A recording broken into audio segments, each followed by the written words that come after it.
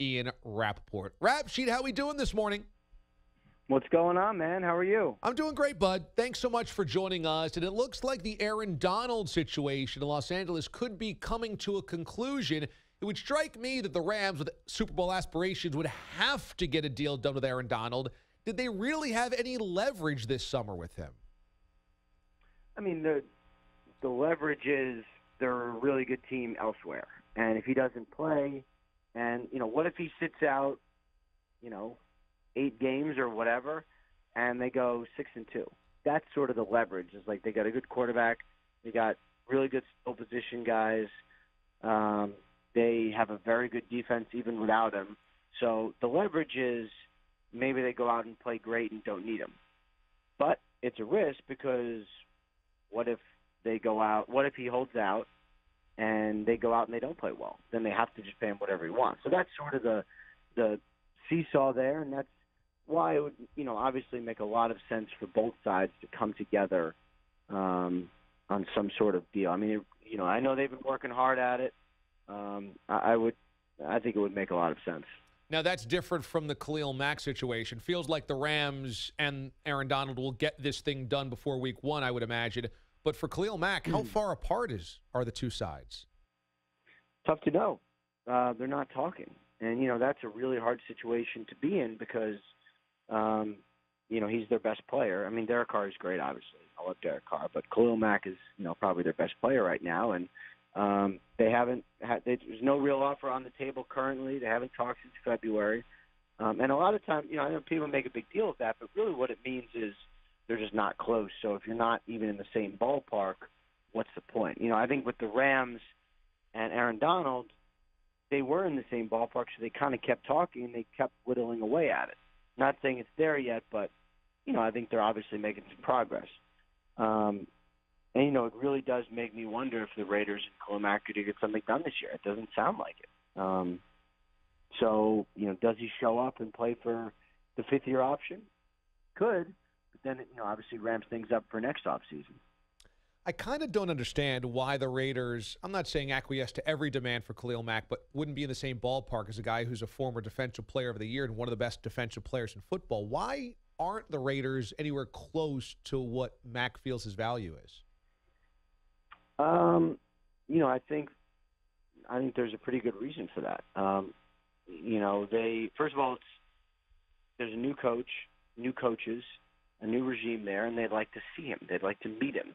They'd like to get him in the building and see what he looks like in their schemes. And if you're going to give, say, $21 million a year to someone or whatever, then you like to know that he's a good guy and he's someone you can work with. I think that's what's kind of interesting is he hasn't been there, so they want him in before they commit to him. Well, he doesn't want to come in until they commit to him. So that's kind of where we're at now. And, I mean, the other part of it is the Raiders have a lot of money invested in a stadium coming up. They are not one of the richest teams, obviously. So to do a deal like that when you're paying a quarterback $25 million a year is hard. There's a lot that goes into it, a real lot. That's really interesting. So Khalil Mack in some ways has hurt his own cause by being so adamant about not going and meeting everybody until the deal is done. Had he reached out and been part of the process this summer, it might have accelerated the process, is what you're saying. Possibly. But that still doesn't mean that they would have given him what he wants. They would have probably been negotiating, but I'm not saying they would have gotten there yet. It just would have given them a chance to do a deal. Remember last year with Donald Penn, not saying Donald Penn is Khalil Mack, but he held out, and then he showed up and then got a deal done like a week later. They want to see him. Ian Rapoport is an NFL Network insider. Follow him on Twitter, of course, at RapSheet, and see him throughout the week on NFL Network's NFL Total Access, 7 p.m. Eastern Time. This morning, Tom Brady has his weekly regular radio appearance on WEEI. Both you and I know that station and his interview history with them very well from our time in Boston, and he hangs up abruptly when they ask him about Alex Guerrero. Now, this is the second time he's ended a conversation with the media about questions about Guerrero. He's always so good about talking around situations and never making a mountain out of a molehill. Why do you think that Brady doesn't take that tact with the questions about Guerrero? Well, first of all, I did see I didn't hear the interview, but I did see the transcript. It was like 6 questions in fairness to Tom Brady. So, he clearly didn't want to talk about it. They kept asking, and I think he was done. As far as why he doesn't want to talk about it, my guess is, if you've ever been in an office situation and someone gets like irrationally angry at you, and you're like, either this person hates me, or probably more likely their boss came down on them, and so they're coming down on me. You know what I mean? You ever had that situation? Yeah. My guess is that whatever happened, Tom Brady has been told, asked, hinted at, hey, look, I get it. We're going to figure this out. We'll compromise. We're fine. Don't talk about it. So he's not talking about it. That is my best guess on the situation. It's a good read. And wouldn't that make some sense? Yeah, it's a good read because Brady, there's never been a question he's ever been asked that he didn't handle very diplomatically from the media. Both you and I have been in so many press conferences, and he can get thrown a million things, and he always definitely moves around them. And so it's so interesting for him to stonewall questions about Guerrero abruptly because he doesn't do that about anything. It kind of makes it a story, but I think that makes sense. He might be getting pressure from upstairs about not talking about anything, probably from Bill, right? Yeah, I would imagine he, will very kindly and sweetly say, hey, Tom, man, we spent all year last year talking about it. It was a huge topic of conversation, even the run up to the Super Bowl. Maybe let's just not have that happen this year because that sucked. So Bill is nothing if not gentle and subtle. Ian Rapoport joins us here on the show. When it comes to the Philadelphia Eagles, do you worry about this team in the absence of Carson Wentz being cleared for contact? No, because I think, let's say Carson Wentz misses a couple weeks, which is certainly possible. Then they have the Super Bowl MVP to come in there. Or let's say Foles is not, what he was last year. Even still, he's going to be average. They have a good enough team to go, let's say Wentz misses, 4 games. Just throw a number out there. And they have a good enough team to where they can withstand, not having a great starting quarterback. They can go 2-2 and still be fine. And honestly, when Wentz is out there, I expect him to take some time to get back to himself. Also, it's not like going to snap your fingers and there's Carson Wentz.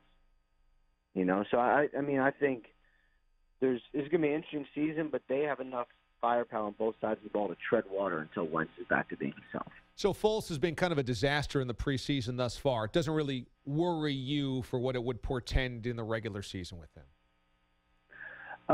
No, in part because we kind of saw it last year. Think about Foles' first couple games. I remember Doug Peterson kind of got boxed into a little, whatever you get boxed into a box last year during the press conference.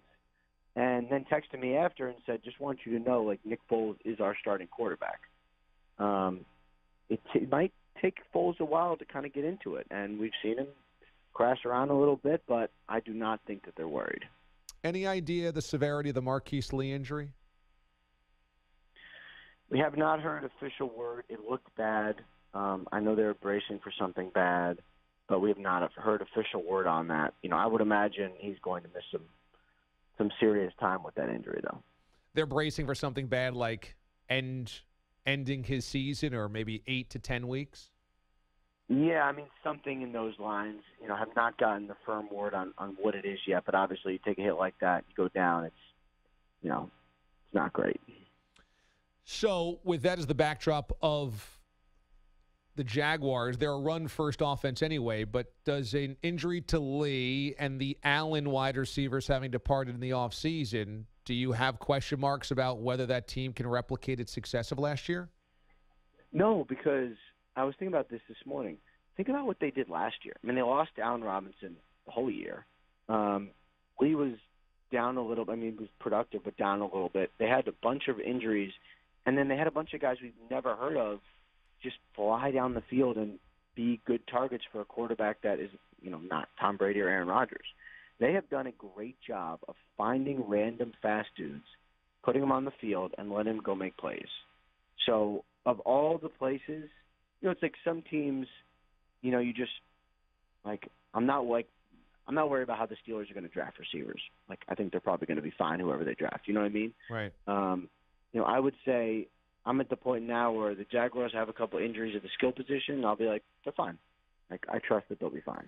Boy, did you ever think you'd say that? No. You just trust the Jaguars. But they really have done a very, very nice job the last couple of years of figuring out who they are and how to get contributions from guys who maybe other people don't love. It's interesting. Yeah. And Rapoport is an NFL Network insider. Follow him on Twitter at RapSheet. He's got all the breaking news and the latest, obviously, around the league. He's a must-follow if you're a football fan, at RapSheet. You can see Rap throughout the week on NFL Network's NFL Total Access at 7 p.m. Eastern Time. And Rap hopefully will join us throughout the NFL season. Tell the Banktress I said hello. It's always good to catch up with you, brother. And we'll talk again. Will do, man. Enjoy it as always.